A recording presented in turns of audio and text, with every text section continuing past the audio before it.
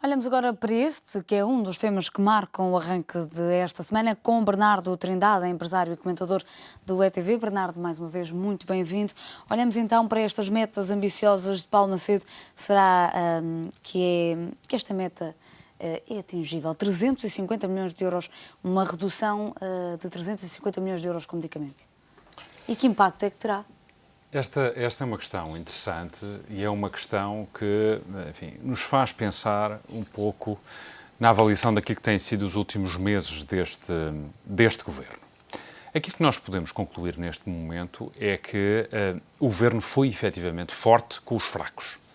Ou seja, rompeu o contrato social com os funcionários públicos, nomeadamente terminando com o subsídio de Natal e com o subsídio de férias para este ano. Por outro lado, e resultado do acordo com a Troika, aumentou o IVA na eletricidade e no gás, portanto, no fundo, retirando rendimento disponível às famílias. A grande questão, e esse é, no fundo, o grande desafio que o Governo tem nos próximos meses, é ser forte com os fortes.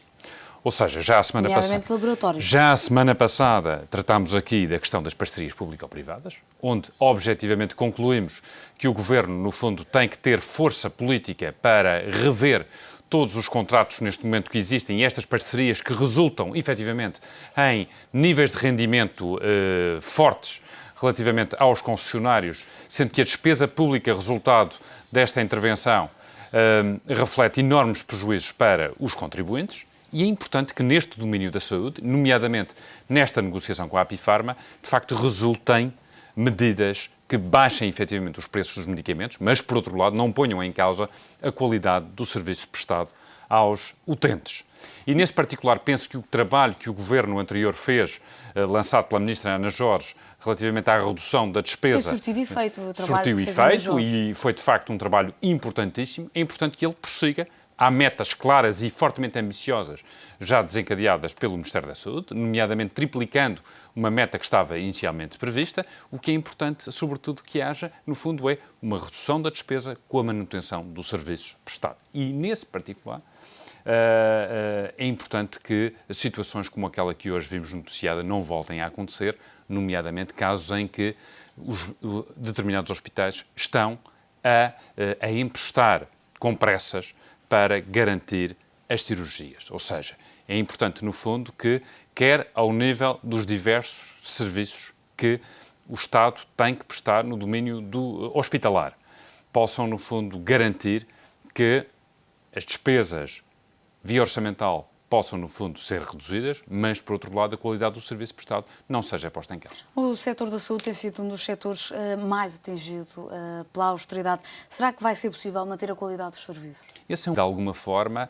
enfim, configura até uma discussão que é uma discussão que não é só no domínio da saúde, é uma garantia constitucional. Ou seja, no fundo, garantir que o Estado, pessoa de bem, que, no fundo, recebe de todos os contribuintes o resultado do seu trabalho, das suas aplicações, da atividade económica, possam, no fundo, reafetar essa disponibilidade, esses impostos, esses contributos em prol do cidadão.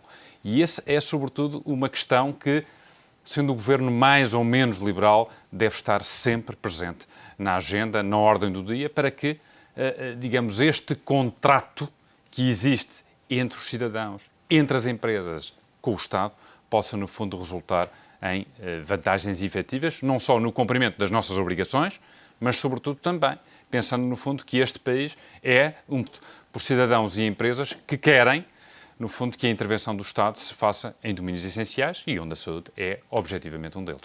Como pudemos ouvir há pouco na reportagem, fontes ligadas ao processo e contactadas pelo Económico adiantam que este objetivo ambicioso de Paulo Macedo, que ultrapassava a meta inicialmente imposta, deve-se ao facto de não ter sido feita uma redução da despesa nos hospitais. Os hospitais que bem sabemos que têm situações financeiras catastróficas. Mas porquê é que não se tem conseguido fazer estes cortes nos hospitais?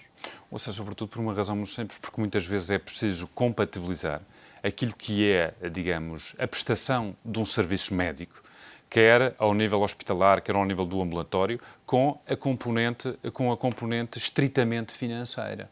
E, portanto, no fundo é preciso perceber que hoje esta questão da saúde deve ser vista e deve ser lidada com pressupostos financeiros, indiscutivelmente, de maior racionalidade. E, felizmente, nós temos hospitais em Portugal que são bons exemplos do cumprimento deste equilíbrio, que é, no fundo, assegurar uma boa prestação de serviços e, simultaneamente, ter critérios de racionalidade económica que permitem, no fundo, que estas unidades possam ser empresarialmente rentáveis.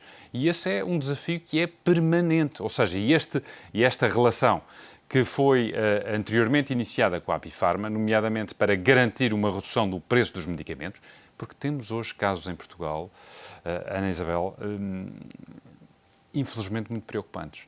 Há gente, no fundo, que não se cura porque não tem dinheiro para assegurar, via seus rendimentos, no fundo, o pagamento da sua medicação.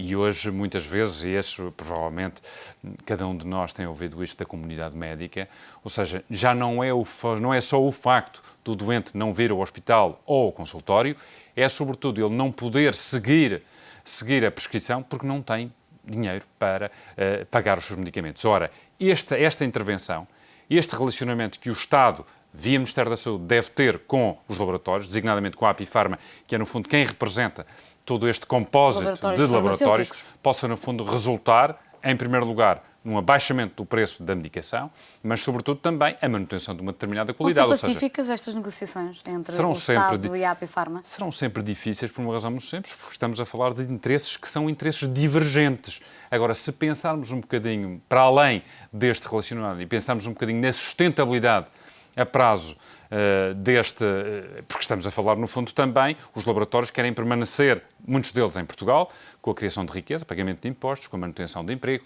e, portanto, este é algo que nos convoca a todos enquanto cidadãos. Convoca o Estado, convoca as empresas, mas convoca também os cidadãos.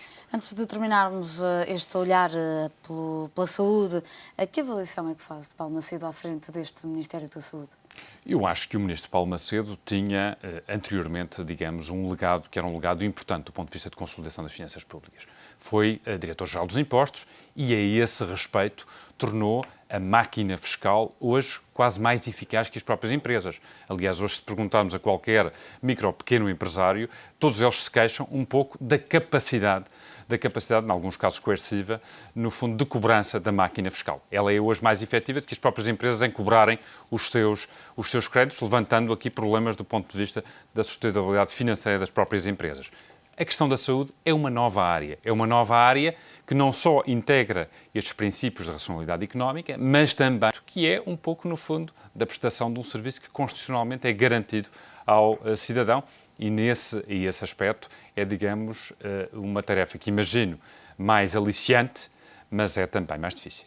Bernardo, voltamos a falar daqui a instantes, vamos olhar para outros temas